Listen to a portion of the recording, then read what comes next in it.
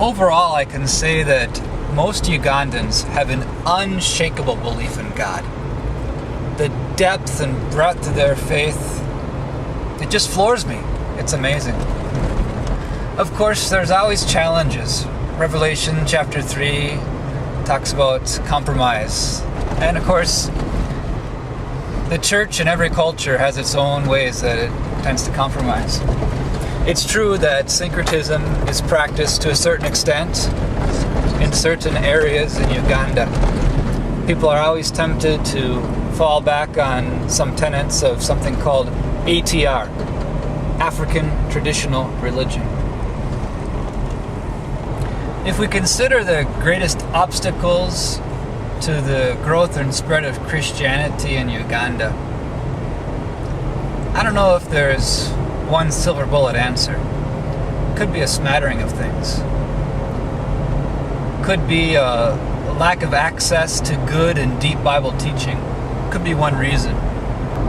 Another thing that could be hindering the growth and spread of the faith could be a lack of practical, effective models. Unfortunately, we're living with the legacy of colonialism. And too oftentimes, Ugandans have been told what they can't do, or they think they have to do things the way the white people used to do them before. That's not true. I think we just need to give them permission to find their own ways to be the church, grow the church, organize the church. I'm not talking about changing doctrines. I'm not even talking about, radical departure in terms of how the faith is carried out. But more it's a matter of how do you be a leader in the Christian church in Africa as an African?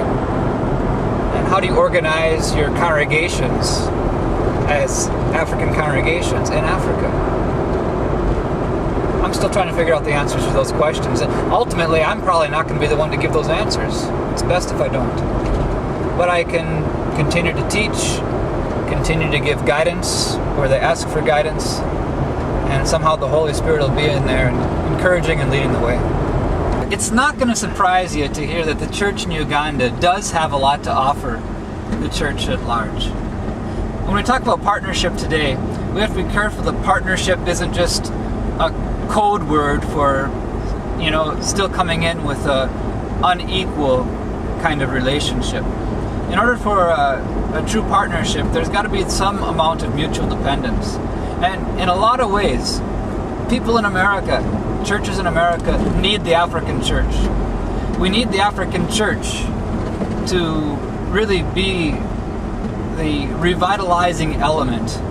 The Apostle Paul talks about the wild being grafted into the tame. Let's face it, the American church needs that.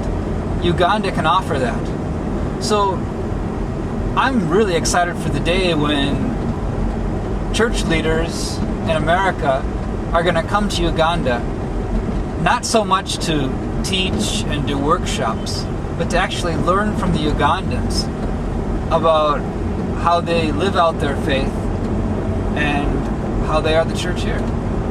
Sometimes people ask if Ugandans should come to America directly and teach. Of course, that's already happening, and it will continue to happen. Of course, it's up to the church in Uganda. They're usually the best ones to choose who should go and for how long they should go. But I think there's nothing wrong with Americans coming here to learn.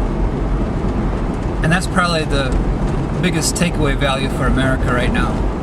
To come here and not necessarily do or think they're doing stuff for others, but to come here and receive, be refreshed, and feel what it's like to have your cup flow over.